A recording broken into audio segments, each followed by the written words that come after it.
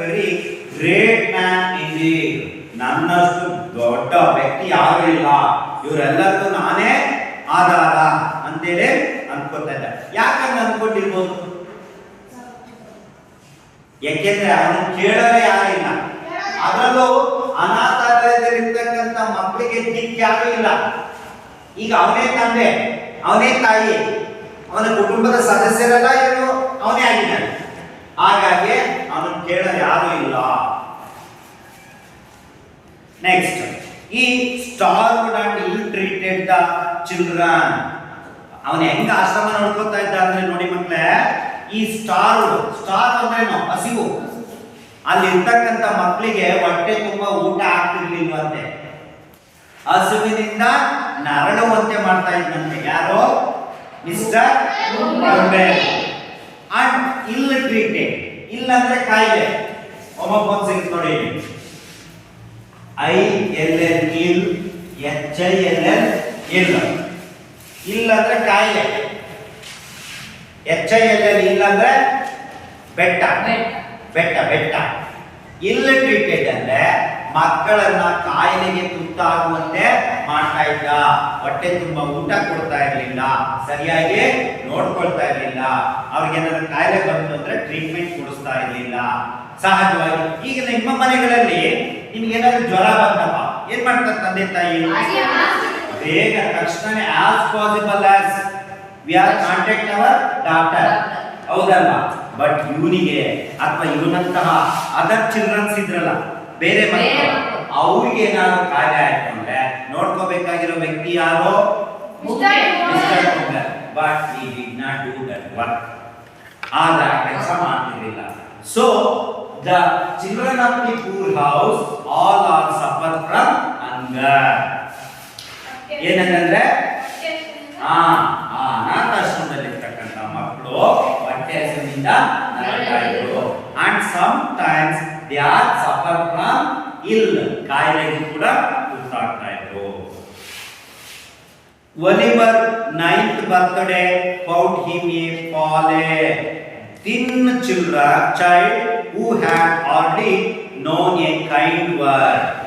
ನೋಡಿ ಮಕ್ಕಳೇ, 9 ವರ್ಷದ ಹುಡುಗ ಆಗಿ ಬೆಳೆದಿದ್ದಾನೆ ಈಗ ಅವನು. ಒಲಿವರ್ ಟ್ವಿಸ್ಟ್ ದಾರಿ ಸಿಕ್ಕಂತ ಹುಡುಗ. My dear students, let us discuss about the fourth lesson, the boy who asked for more. The boy who asked for more. This lesson is written by Charles Dickens. ಅವ್ರ ಬಗ್ಗೆ information ಏನಾದ್ರು ಗೊತ್ತಾ ನಿಮಗೆ? ಇಲ್ಲ. Yes, he is called Charles Dickens. ನೋಡಿದ್ರೆ ವ್ಯಕ್ತಿನ ಈಗ. Okay, according to him,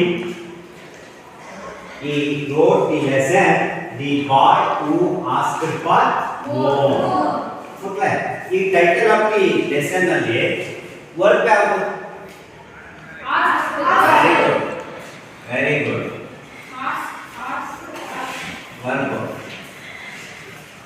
ask ಅಂದ್ರೆ ಅರ್ಥ ಏನು? ಕೇಳು, ಕೇಳಿಲ್ಲ, ಹೌದಾ ಮಕ್ಕಳೇ? ಸೊ ಇದನ್ನ V1 ಅಂತೀವಿ, ಇದನ್ನ V2 ಅಂತೀವಿ, ಇದನ್ನ V3 ಅಂತೀವಿ. It is present tense, past tense, past participle, it means future tense.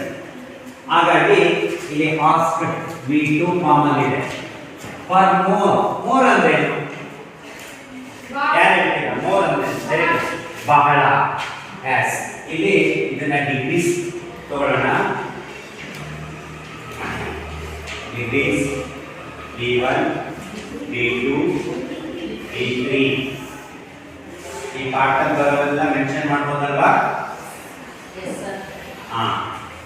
V1 it means positive degree, V2 it means comparative degree, D3 it means superlative degree. ಹಾಗಾದ್ರೆ ಏನು ಕೇಳಿದಾನೆ? More ಅಂತ ಹೇಳ್ತಾರೆ. ಅದು ಮಚ್, more, ಅಂದ್ರೆ ಜಾಸ್ತಿ, much ಅಂದ್ರೆ ಜಾಸ್ತಿ, more ಅಂದ್ರೆ ಅದಕ್ಕಿಂತ ಜಾಸ್ತಿ, ಮೋಸ್ಟ್ ಅಂದ್ರೆ ಅದಕ್ಕಿಂತ ಜಾಸ್ತಿ. ಎಸ್, ನೀವೇನಾದ್ರು ಕೇಳ್ಬೇಕಾದ್ರೆ ಐ ನೀಡ್ ಟು ಮೋರ್ ಅಂತೀರಾ, ನನಗೆ ಇನ್ನೊಂದು ಸ್ವಲ್ಪ ಜಾಸ್ತಿ ಕೊಡಿ ಅಂತ ಕೇಳ್ತೀರಾ, ಹೌದಾ? ಸೊ ಇಲ್ಲಿ ನನ್ನ ಹತ್ರ ಒಂದು ಚಾರ್ಟ್ ಇದೆ ನೋಡಿ ಮಕ್ಕಳೇ, ಇದನ್ನ ಡಿಗ್ರೀಸ್ ಆಫ್ ಕಂಪ್ಯಾರಿಸನ್ ಅಂತ ಕರಿತೀವಿ. ಇಲ್ಲೊಂದು ಪದ ಇದೆ ನೋಡಿ, ಮಚ್, ಮೋರ್, ಮೋಸ್ಟ್. ಆಗ ಈ ಪದ ಮೋರ್ ಅನ್ನೋದು ಎಲ್ಲಿದೆ? ಇಲ್ಲಿ ಯಾವ ಕಾಲಮ್ ಅಲ್ಲಿ ಇದೆ? D2 ನಲ್ಲಿ ಇದೆ ನೋಡಿ. ಇಟ್ ಮೀನ್ಸ್ ಕಂಪ್ಯಾರಿಟಿವ್ ಡಿಗ್ರಿ, ಹೌದಾ? ಅದೇ ರೀತಿ ಬೇರೆ ಪದಗಳು ಇದಾವೆ ಇಲ್ಲಿ ಡಿಗ್ರೀಸ್ ಆಫ್ ಕಂಪ್ಯಾರಿಸನ್ ಗೆ ಬರ್ದಿರ್ತಕ್ಕಂಥ ಉದಾಹರಣೆಗಳು ಕಾಣಿಸ್ತಾ ಇದೆಯಾ? ಹೇಳಕ್ಕಾಗತ್ತಾ? ಒಂದನೇದು close, closer, closest, close, closer, closest, quick, quicker, quickest, young, younger, youngest. ನೋಡಪ್ಪ, ಯಂಗ್, ಯಂಗರ್, ಯಂಗೆಸ್ಟ್. ಈಗ ನೀವ್ ಹೇಳಿ ನೋಡೋಣ. ನಾನು ಡಾರ್ಕ್ ಅಂತ ಹೇಳ್ತೀನಿ, ನೀವು ಮುಂದೆ ನೀವ್ ಹೇಳ್ಬೇಕು. Dark, very good. Slow, slowest. Strong, very good. These are called degrees of comparison. Close, closer, closest, young, younger, youngest. ಇದೇ ರೀತಿ ಪಾಠದಲ್ಲಿ ಬರೋನ್ನೆಲ್ಲ ಪಟ್ಟಿ ಮಾಡೋಣ ಅಂತೆ, ಆಗೋದಲ್ವಾ? ಎಸ್. ಚಾರ್ಲ್ಸ್ ಡಿಕನ್ಸ್ ಈ ಪಾಠವನ್ನ ಬರೆದಿರ್ತಕ್ಕಂಥವ್ರು ಯಾರು? Charles Dickens. ಇದ್ರ ಬಗ್ಗೆ ಒಂದು ಸ್ವಲ್ಪ ಮಾಹಿತಿ ತಿಳ್ಕೊಳ್ಳೋಣ. ಯಾರು ಇವರು ಅಂತೇಳಿ ನೋಡಿದ್ರೆ ಇವ್ರನ್ನ? ಎಸ್. Charles Dickens 1812 to 1870. ಇವರ ಜೀವಿತಾವಧಿ ಎಷ್ಟು? 1812ರಿಂದ 1870ರಲ್ಲಿ ಮರಣವನ್ನ ಹೊಂದಿದ್ದಾರೆ. Yes. The greatest Victorian novelist is known for his attacks on social evils like child labor. So greatest ಅಂತ ಒಂದು ಪದ ಬಂತು, ಡಿಗ್ರಿ ಸಿಕ್ಕೋಬಹುದಾದ? ಯಾರು ಹೇಳ್ತೀರಾ? ಅಂದ್ರೆ D1 ಏನು, D2 ಏನು, D3 ಏನು? ಟ್ರೈ ಮಾಡಿ.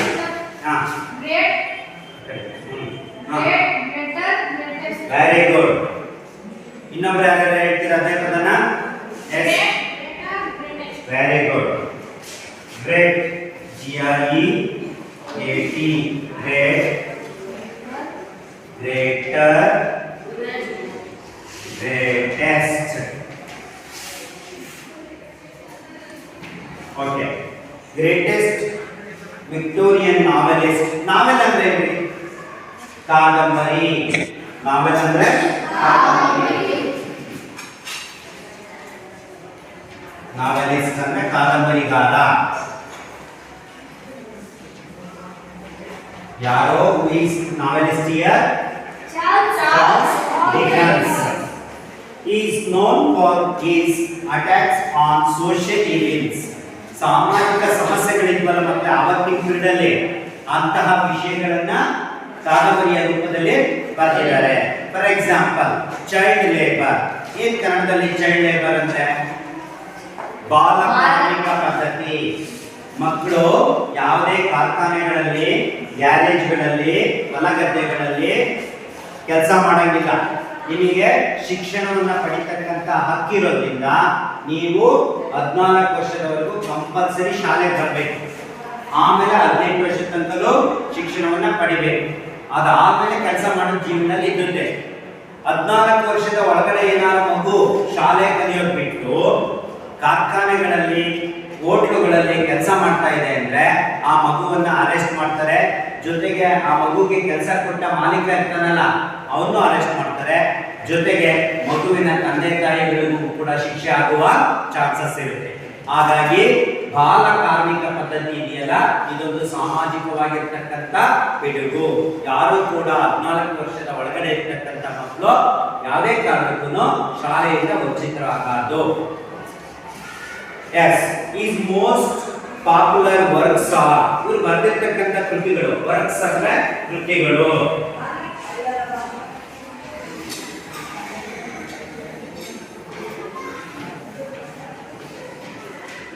ಇವೆಲ್ಲ ಏನಿವು? ವೊಕ್ಯಾಬ್ಯುಲರಿ. ವೆರಿ ಗುಡ್, ಹೊಸ ಪದಗಳು ಅಲ್ವಾ? Yes, popular works are David Copperfield, A Tale of Two Cities and Great Expectations. This extract from Oliver Twist. ಇಲ್ಲಿ the boy who asked for more ಅಂತಕ್ಕಂಥ ಪಾಠವನ್ನ ಯಾವುದರಿಂದ ತೆಗೆದುಕೊಂಡಿದ್ದಾರಪ್ಪ ಅಂದ್ರೆ ಒಲಿವರ್ ಟ್ವಿಸ್ಟ್.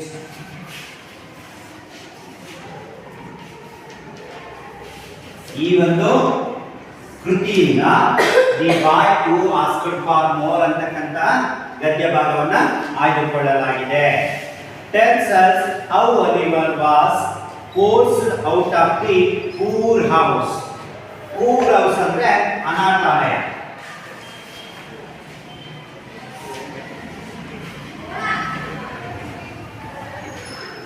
ಏನ್ ಅನಾಥಾಲಯ ಅಂದ್ರೆ? ಅನಾಥಾಶ್ರಮ. ದಿಕ್ಕಿಲ್ಲದೆ ಇರ್ತಕ್ಕಂಥ ಮಕ್ಕಳಿಗೆ ಅಲ್ಲಿ ವಸತಿ ಮತ್ತು ಶಿಕ್ಷಣವನ್ನ ನೀಡ್ತಾರೆ. ಅಂತ ಕಡೆ ಇರ್ತಕ್ಕಂಥ ಈ ಪಾಠದ ಕಥಾನಾಯಕ ಬಾಯ್ ಅಂತ ಒಲಿವರ್. ಈ ಒಲಿವರ್ನ ಪೂರ್ ಔಷಧಿಕ ಬೈ ಫೋರ್ಸ್ ಅಂದ್ರೇನು? ಒತ್ತಾಯಪೂರ್ವಕವಾಗಿ ಶಾಲೆಯಿಂದ ಅನಾಥಾಲಯದಿಂದ ಹೊರಗಾಗ್ತಕ್ಕಂಥ ಕಥೆ ಇಲ್ಲಿ ಬರುತ್ತೆ. ಎಸ್, ಹಾಗಾದ್ರೆ ಮುಂದೋಗೋಣ. Yes, point number 1. Oliver was born in the poor house of little country town on a cold black night in the winter of 1837. 1837ರಲ್ಲಿ ವಿಂಟರ್ ಅಂದ್ರೇನು? ಚಳಿಗಾಲ. ಬ್ಲಾಕ್ ನೈಟ್ ಅಂದ್ರೇನು? ಕತ್ತಲ ದಿನ. ಇಟ್ ಮೀನ್ಸ್ ಅಮಾವಾಸ್ಯೆ. ಎ ಕೋಲ್ಡ್, ತುಂಬಾ ಚಳಿ ಇರ್ತಕ್ಕಂಥದ್ದು. ಚಳಿಗಾಲದ ಚಳಿಯ ಹೊತ್ತಿನಲ್ಲಿ ಒಲಿವರ್ ಟ್ವಿಸ್ಟ್ ಅಂತಕ್ಕಂಥವನು 1837ರಲ್ಲಿ 1837ರಲ್ಲಿ ಜನಿಸ್ತಾನೆ. The birth was attended by a doctor. ಅವನ ಹುಟ್ಟಿಗೆ ಕಾರಣಭೂತವಾಗಿರ್ತಕ್ಕಂಥ ಅಂದ್ರೆ ಅವನು ಜನಿಸ್ತಕ್ಕಂಥ ಟೈಮಲ್ಲಿ ಒಬ್ಬ ಡಾಕ್ಟರ್ ಬರ್ತಾ ಇದ್ದಾರೆ. ಅಟೆಂಡೆಡ್ ಅಂತ ಇದೆ ಇಲ್ಲಿ ವರ್ಬ್. ಹೇಳಿ ನೋಡೋಣ ಹೆಂಗೆ ಎಕ್ಸ್ಚೇಂಜ್ ಮಾಡ್ಬೋದು ಇದನ್ನ? ಅಟೆಂಡ್, ಸ್ಪೆಲ್ಲಿಂಗ್ ಏನು? ATTEND. ಅಟೆಂಡ್ ಅಂದ್ರೆ ಭಾಗವಹಿಸು. ಅಟೆಂಡೆಡ್ ಭಾಗವಹಿಸಿದ್ದ. ಅಟೆಂಡೆಡ್ ಭಾಗವಹಿಸುತ್ತಾನೆ ಅಂದ್ರೆ ಇವರಿಗೆ ಇಟ್ ಮೀನ್ಸ್ ಹುಟ್ಟುವ ಸಂದರ್ಭದಲ್ಲಿ ಇವರ ತಾಯಿಗೆ ಪ್ರಸವ ವೇದನೆ ಬಂದಿರುತ್ತಲ್ಲ, ಹೆರಿಗೆ ನೋವು. ಆಗ ಯಾರೋ ಒಬ್ರು ಡಾಕ್ಟರ್ ಬಂದು ಆ ಹೆರಿಗೆಯನ್ನ ಮಾಡಿಸ್ತಾ ಇದ್ದಾರೆ. Yes, who was hastily called for the purpose and by an old pauper woman who was experience in such matters. ಅಂತಹ ಕೆಲಸದಲ್ಲಿ ಎಕ್ಸ್ಪೀರಿಯನ್ಸ್. ಏನ್ ಎಕ್ಸ್ಪೀರಿಯನ್ಸ್ ಅಂದ್ರೆ? ಅನುಭವ ಇರ್ತಕ್ಕಂಥ ಒಬ್ಬ ಮಹಿಳೆ ಬರ್ತಾ ಇದ್ದಾಳೆ. ಅಂದ್ರೆ ಡಾಕ್ಟ್ರು ಹೆರಿಗೆ ಮಾಡಿಸ್ಲಿಲ್ಲ, ಒಲಿವರ್ ಹುಟ್ಟಬೇಕಾದ್ರೆ ಅದೇ ವಿಚಾರದಲ್ಲಿ ಅದೇ ಕೆಲಸದಲ್ಲಿ ಯಾರು ಎಕ್ಸ್ಪೀರಿಯನ್ಸ್ ಇರ್ತಕ್ಕಂಥ ಊರಿನಲ್ಲಿ ಯಾರು ಮಹಿಳೆ ಇದ್ರಲ್ಲ, ಆ ಅಮ್ಮ ಬಂದು ಇವನು ಹುಟ್ಟಬೇಕಾದ್ರೆ ಇವ್ರ ಅಮ್ಮನಿಗೆ ಪ್ರಸವ ವೇದನೆಯಿಂದ ಮುಕ್ತಿಯನ್ನ ಕೊಡ್ತಾ ಇದ್ದಾಳೆ. Yes, the mother died almost as soon as the baby. Baby ಅಂದ್ರೆ ಯಾರಿಗೆ? ಒಲಿವರ್. ಆ ಮಗು ಹುಟ್ಟುತ್ತಂತೆ ಪಾಪ ಅವರಮ್ಮ ಅದೇ ಕ್ಷಣದಲ್ಲಿ ಸತ್ತೋಗ್ಬಿಡ್ತಾಳೆ. ನೋಡಿ ಪಾಪ ಹೆಂಗಿದೆ. ಈ ಕಡೆ ಮಗು ಹುಟ್ಟುತ್ತೆ, ತಾಯಿ ಸತ್ತೋಗ್ತಾ ಇದ್ದಾಳೆ. Almost as soon as. ಏನೇ as soon as ಅಂದ್ರೆ ಏನು? ಸೂನ್ ಅಂದ್ರೆ ಬೇಗ, as soon as ಅಂದ್ರೆ ತತ್ಕ್ಷಣವೇ. Baby took his first breath ಅಂದ್ರೆ ಏನು? ಉಸಿರಾಟ. ಬ್ರೀತ್ ಅಂದ್ರೆ ಉಸಿರಾಟ. ಮಗುವಿನ ಮೊದಲ ಉಸಿರಾಟ ಕ್ರಿಯೆ ತಾಯಿಯ ಕೊನೆಯ ಉಸಿರಾಟ ಕ್ರಿಯೆ ಆಗುತ್ತೆ. ಮಗು ಗರ್ಭದಿಂದ ಹೊರ ಬಂದು ಹೊಸದಾಗಿ ಉಸಿರಾಟ ಕ್ರಿಯೆಯಲ್ಲಿ ತೊಡಗುತ್ತೆ. ಗರ್ಭದಿಂದ ಹೊರ ಬಂದ ಮಗುವಿನ ನಂತರ ತಾಯಿ ತನ್ನ ಕೊನೆಯ ಉಸಿರನ್ನ ಎಳಿತಾಳೆ. ಅಂದ್ರೆ ಈ ಕಡೆ ಮಗು ಹುಟ್ಟುತ್ತೆ, ತಾಯಿ ಸತ್ತು ಹೋಗ್ತಾಳೆ. ಹಾಗಾಗಿ ಆ ಮಗುವನ್ನ ಜನಿಸಿರ್ತಕ್ಕಂಥ ಅಂದ್ರೆ ಇಟ್ ಮೀನ್ಸ್ ಪ್ರಸವ ವೇದನೆಯಿಂದ ಮೃತ್ಯು ಪಟ್ಟಂತ ವ್ಯಕ್ತಿ ಯಾರಿಗೆ? Old woman. ಆ ಕೆಲಸ ಮಾಡಿದವರು ಯಾರು? ಒಬ್ಬ ಹೆಣ್ಮಗಳು. She was A Young. ಇವ್ರ ಅಮ್ಮ ಹೆಂಗಿದ್ಲು? ಯಂಗ್. ನೋಡಿ ಬಂದಿದೆ ಈ ಪದ, ಡಿಗ್ರೀಸ್ ಆಫ್ ಕಂಪ್ಯಾರಿಸನ್ ಅಲ್ಲಿ ಬಂದಿದೆ. ಸ್ಪೆಲ್ಲಿಂಗ್ ಏನು? ಯಂಗ್. YOUNG. ಯಂಗ್, ತರುಣ. D2 ಬಂದಾಗ ಯಂಗರ್, ತರುಣಾವಸ್ಥೆ. ಯಂಗೆಸ್ಟ್, ತುಂಬಾ ತರುಣಾವಸ್ಥೆ. ಅವರ ಅಮ್ಮಂಗೆ ಸಾಯ ವಯಸ್ಸಿನಲ್ಲ, ಇನ್ನು 18-20 ವರ್ಷದ ಮಹಿಳೆ, ಚಿಕ್ಕ ವಯಸ್ಸಿಗೆ ಸಾಯ್ತಾ ಇದ್ದಾಳೆ. Young, good looking. ಹೆಂಗಿದ್ಲ ಅವರಮ್ಮ? ಒಲಿವರ್ನ ತಾಯಿ ಗುಡ್ ಲುಕಿಂಗ್ ಅಂದ್ರೆ ನೋಡಕ್ ಸುಂದರವಾಗಿರ್ತಕ್ಕಂಥ ಮಹಿಳೆ. ಹಾಗಾದ್ರೆ ಡಿಗ್ರೀಸ್ ತಗೋಬಹುದಾಯ್ತು ಗುಡ್ ಅನ್ನ. ಏನಾಗುತ್ತೆ? ಗುಡ್, ತಪ್ಪು. Good, better, best. ಚೆನ್ನಾಗೆ, ಅತಿ ಚೆನ್ನಾಗೆ, ಅತ್ಯಂತ ಚೆನ್ನಾಗೆ. ಲುಕಿಂಗ್ ಅಂದ್ರೆ ಏನು? ನೋಡ್ತಾ ಇರೋದು, ನೋಡೋಕೆ ಸುಂದರವಾಗಿರ್ತಕ್ಕಂಥ ಮಹಿಳೆ ಆಗಿದ್ದು. Good looking woman who had been found laying in the street. Street ಅಂದ್ರೆ ಏನು ಮಕ್ಕಳೇ? Park. Equivalent word is called park. Street ಅಂದ್ರೆ ರಸ್ತೆ. ರಸ್ತೆಯಲ್ಲಿ ಅವರಮ್ಮ ಯಾವುದೇ ಹಾಸ್ಪಿಟಲ್ ಅಲ್ಲಿ ಮಗುಗೆ ಜನ್ಮ ಕೊಡಲಿಲ್ಲ. ಇವಳು ಬಡವಿ ಆಗಿರೋದ್ರಿಂದ ರಸ್ತೆಯಲ್ಲಿ ಹೆರಿಗೆ ಆಗ್ಬಿಟ್ಟು ರಸ್ತೆಯಲ್ಲಿ ಪ್ರಾಣವನ್ನ ಕಳ್ಕೊಳ್ತಾ ಇದ್ದಾಳೆ. ಹಾಗಾದ್ರೆ ಒಲಿವರ್ ಹುಟ್ಟಿದ್ದು ಎಲ್ಲಿ? In the middle of the street, ರಸ್ತೆಯ ಮಧ್ಯಭಾಗದಲ್ಲಿ. ಹಾಗಾದ್ರೆ ಅವನ ಕಷ್ಟ ಏನಿರ್ಬೋದು? ಈ ಕಡೆ ಹುಟ್ಟಿದಂತಲೇ ತಾಯಿ ಇಲ್ಲ, ತಂದೆ ಯಾರೋ ಗೊತ್ತಿಲ್ಲ, ಯಾರೋ ಅಪರಿಚಿತ ಮಹಿಳೆ ಬಂದು ಹೆರಿಗೆ ಮಾಡಿಸಿದ್ದಾಳೆ. ಈಗ ಏನಾಗ್ಬೋದು ಮಗು? ಅಲ್ವಾ? ಅನಾಥಾಶ್ರಮಕ್ಕೆ ಯಾಕೆ ಸೇರ್ಕೊಳ್ಳುತ್ತೆ ಅಂದ್ರೆ ತಂದೆ ಇಲ್ಲ, ತಾಯಿ ಇಲ್ಲ. ಫಸ್ಟ್ ಆಫ್ ಆಲ್ ಪೇರೆಂಟ್ಸ್ ಯಾರು ಅಂತ ನಮಗೆ ಗೊತ್ತಿಲ್ಲ. It was clear that she had walked some distance before she died. ನನಗೆ ಗೊತ್ತಾಗ್ತಾ ಇದೆ ಹೆರಿಗೆ ಆಗೋಕ್ಕಿಂತ ಮುಂಚೆ ಒಲಿವರ್ನ ತಾಯಿ ಅದೆಷ್ಟೋ ಕಿಲೋಮೀಟರ್ ಇಂದ ನಡ್ಕೊಂಡ್ ಬಂದಿದ್ದಂತೆ. ವಾಕ್ಡ್. ವಾಕ್ ಅಂದ್ರೆ ಏನು? ನಡೆಯೋದು. ಸ್ಪೆಲ್ಲಿಂಗ್ ಏನು?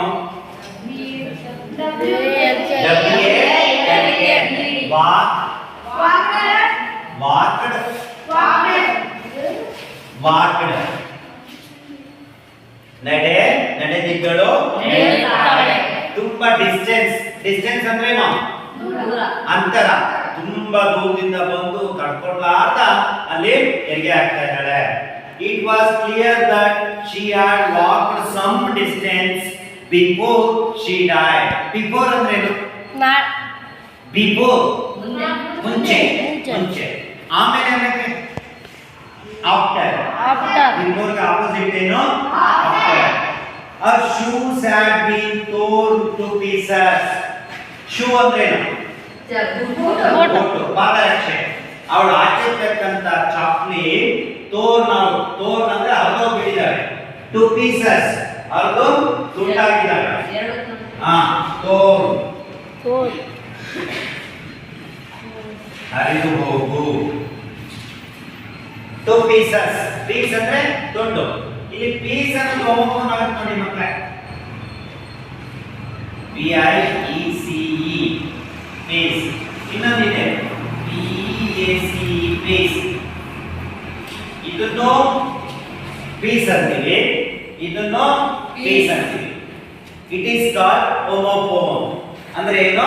ಒಂದೇ ರೀತಿಯ ಪ್ರೊನೌನ್ಸಿಯೇಷನ್ ಇರ್ತಕ್ಕಂಥ ಪದಗಳು, ಉಚ್ಚಾರ ಒಂದೇ ರೀತಿ ಇದೆ, ಆದ್ರೆ ಇಲ್ಲೂ ಸ್ಪೆಲ್ಲಿಂಗ್ ಬೇರೆ ಇದೆ, ಇಲ್ಲೂ ಸ್ಪೆಲ್ಲಿಂಗ್ ಬೇರೆ ಇದೆ. ಇಲ್ಲಿ ಇರ್ತಕ್ಕಂಥ ಸ್ಪೆಲ್ಲಿಂಗ್ ಏನು? ಇದೆ. ಇಲ್ಲಿರ್ತಕ್ಕಂಥ ಸ್ಪೆಲ್ಲಿಂಗ್ ಪೀಸ್ ಅನ್ನೋ ಪದದಲ್ಲಿರುವ ಸ್ಪೆಲ್ಲಿಂಗ್ ಏನು?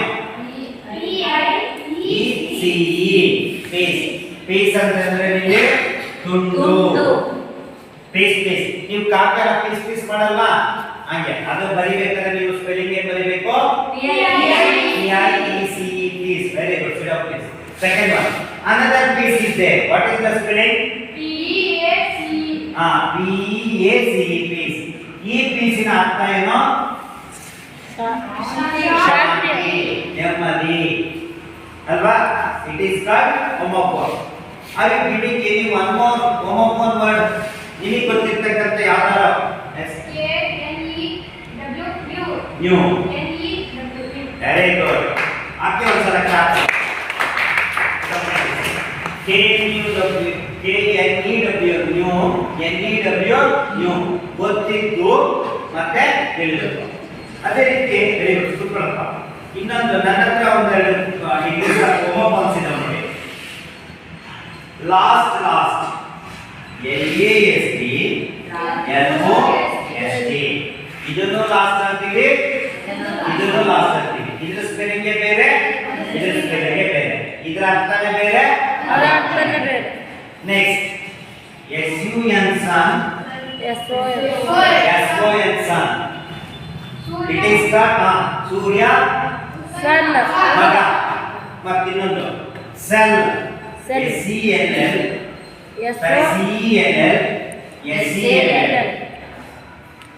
ಸೆಲ್ ಮಾರಾಟ ಮಾಡಿ, ಇದು ಕೋಶ. ಆಮೇಲೆ ಇನ್ನೊಂದು right RIGHT right WRIT right. These are called, ಇವನ್ನೆಲ್ಲ ಏನಂತೀವಿ ಮಕ್ಕಳೇ? Homophone is a word. It is pronunciation is same but spelling is different and also meaning also different. Yes, understand? Her shoes had been torn to pieces. ಅವಳ ಹಾಕಿದ ಪಾದರಕ್ಷೆ, shoe ಅಂದ್ರೆ ಏನು? ಪಾದರಕ್ಷೆ, it means ಪಾದರಕ್ಷೆ ಹರಿದೋಗಿತ್ತಂತೆ. Where she had come from or where she had began going, nobody knew. ಅವಳು ಎಲ್ಲಿಂದ ಬಂದು ಎಲ್ಲಿಗೆ ಹೋಗ್ತಾ ಇದ್ದೋ ಯಾರಿಗೂ ಕೂಡ ಗೊತ್ತಿಲ್ಲ. ಅಕಸ್ಮಾತ್ ಗೊತ್ತಾಗದ್ರೆ ಏನ್ ಮಾಡ್ಬೋದಾಗಿತ್ತು? ಅವಳ ಜೊತೆ ಯಾರು ಇರ್ಬೇಕಾಗಿತ್ತು, ಆವಾಗ ಗೊತ್ತಾಗ್ತಿತ್ತು ಎಲ್ಲಿ ಹೋಗ್ತಿದ್ದು, ಏನ್ ಮಾಡ್ತಿದ್ದೋ. ಅಥವಾ ಬಸ್ ಟಿಕೆಟ್ ನೋಡಿದ್ರೆ ಗೊತ್ತಾಗ್ತಿತ್ತೇನೋ ಎಲ್ಲಿಂದ ಬಂದು ಅಂತೇಳಿ. ಅವಳು ಬಸ್ಸಿಗೆ ಬಂದಿಲ್ಲ, ಬೈ ವಾಕ್ ಬಂದಿದ್ದಾಳೆ, ನಡ್ಕೊಂಡ್ ಬಂದಿದ್ದಾಳೆ, ತುಂಬಾ ದೂರದಿಂದ ಬಂದಿದ್ದಾಳೆ. ಹಾಗಾಗಿ ಅವಳೊಬ್ಬ ಅನಾಥ ಮಹಿಳೆ ಮಗುವಿಗೆ ಜನ್ಮ ಕೊಟ್ಟ ತಕ್ಷಣನೇ ತನ್ನ ಪ್ರಾಣವನ್ನ ಕಳ್ಕೊಂಡಿದ್ದಾಳೆ. ಇಷ್ಟು ಅರ್ಥ ಆಯ್ತಾ ಮಕ್ಕಳೇ? Point number 3. The baby cried loudly. ಮಗು ಹುಟ್ಟಿದ ತಕ್ಷಣ ಏನ್ ಮಾಡುತ್ತೆ? ಜೋರಾಗಿ ಅಳುತ್ತೆ. ಅದೇ ರೀತಿ ಒಲಿವರ್ ಕ್ರಿಸ್ಟು ಕೂಡ ಹುಟ್ಟಿದಾಗ ಅಳ್ತಾ ಇದ್ದಾನೆ. ಲೌಡ್ಲಿ ಅಂತ ಒಂದು ಪದ ಇದೆ ಮಕ್ಕಳಿಗೆ. What is the spelling here?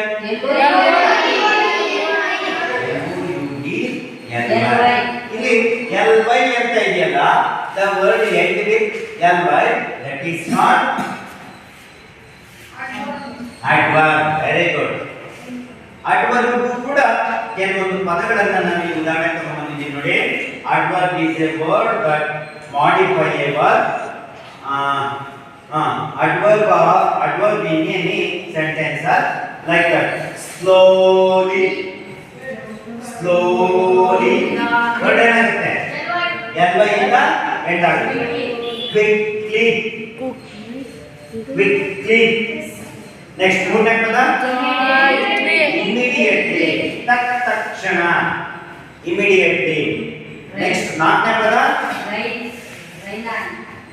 ಅಲ್ಲ immediately. finally ಅಂತಿಮವಾಗಿ. finally. next ಆರನೇ ಪದ ಆರನೇ ಪದ ಸಿಂಪ್ಲಿ ಸರಳವಾಗಿ. ಅಂದ್ರೆ ಈ ಪದಗಳ ಕೊನೆಗೆ ಏನ್ ಬಂದಿದೆ ಮಕ್ಕಳೇ? LY ಬರುತ್ತೆ ಅಂದ್ರೆ ಗ್ರಾಮರ್ ಅಡ್ವರ್ಬ್, ಕ್ರಿಯೆಯ ವಿಶೇಷ. ಮಗು ಬರೇ ಅಳ್ತಾ ಇಲ್ಲ, ಜೋರಾಗಿ ಅಳ್ತಾ ಇದೆ. ಲೌಡ್ ಅಂದ್ರೆ ಜೋರಾಗಿ. ಸೊ ಮಕ್ಕಳ ಅದನ್ನ ಡಿಗ್ರೀಸ್ ತಗೋಬಹುದು.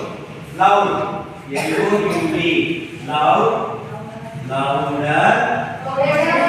loudest ಜೋರಾಗಿ, ಅತಿ ಜೋರಾಗಿ, ಅತ್ಯಂತ ಜೋರಾಗಿ ಮಗು ಅಳ್ತಾ ಇತ್ತು.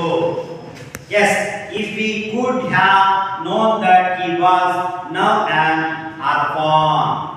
ಅರ್ಪಾನ್ ಅಂದ್ರೆ ತಬ್ಬಲಿ. ಪಾಪ ಮಗುಗೆ ತಾಯಿನೇ ದಿಕ್ಕು ಅಂತದ್ರಲ್ಲಿ ಇಲ್ಲಿ ತಾಯಿನೂ ಸತ್ತಿದ್ದಾಳೆ. ಈಗ ತಂದೆ ಯಾರು ಗೊತ್ತಿಲ್ಲ, ತಾಯಿಯಿಂದ ಮಗು ಆಗ್ಬಿಟ್ಟಿದೆ. ಅರ್ಪಾನ್. ORPHAN. It means ತಬ್ಬಲಿ. ತಬ್ಬಲಿ ಮೀನ್ಸ್ ತಂದೆ ತಾಯಿಯಿಂದ ಕಳ್ಕೊಂಡಂತಹ ಮಗು. ಮೂರಲ್ಸ್. ಈಗ ಮತ್ತೆ ಮಗುನ ಯಾರು ಎಲ್ಲಿ ನೋಡ್ಕೋಬೇಕು, ಯಾರು ನೋಡ್ಕೋಬೇಕು? ಯಾರು ಇಲ್ಲ. ಹಾಗಾಗಿ ಆಶ್ರಮಕ್ಕೆ ಸೇರಿಸ್ತಾ ಇದ್ದಾರೆ. ಇಟ್ ವಾಸ್ ಲೈಕ್ಲಿ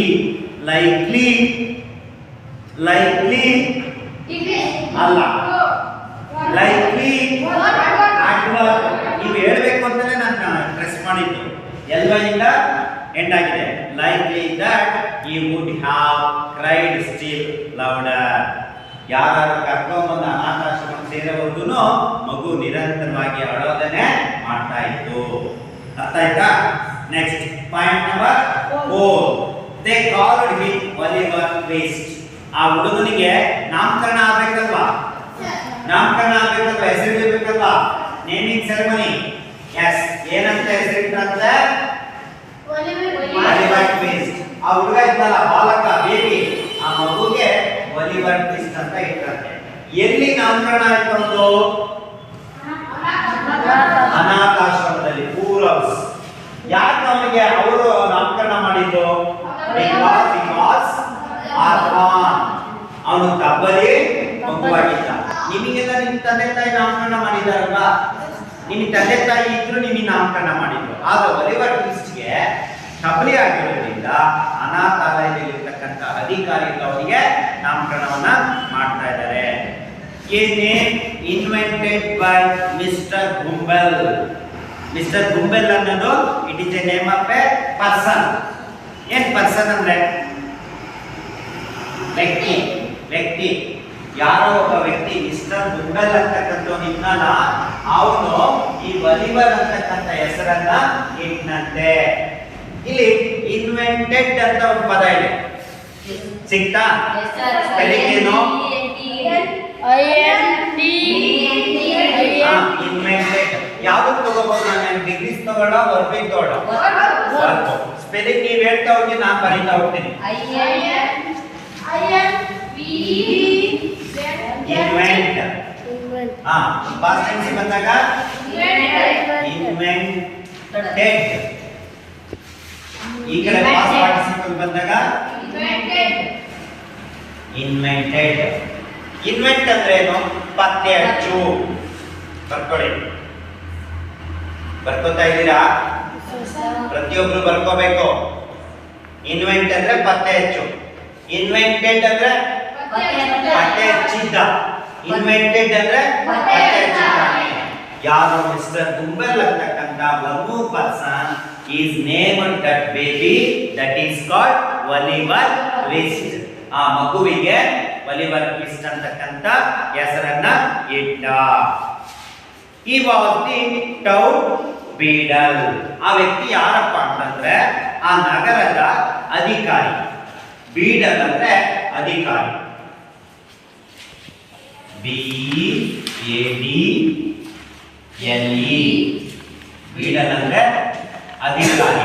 ಯಾವ ಅಧಿಕಾರಿ ಅಂದ್ರೆ ಆ ಅನಾಥಾಲಯದಲ್ಲಿ ಪೂರವ್ ಸಿಗ್ತಲ್ಲ, ಅದು ನೋಡ್ಕೊಳ್ಳುವಂತ ವ್ಯಕ್ತಿನೇ ಬೀಡಲ್.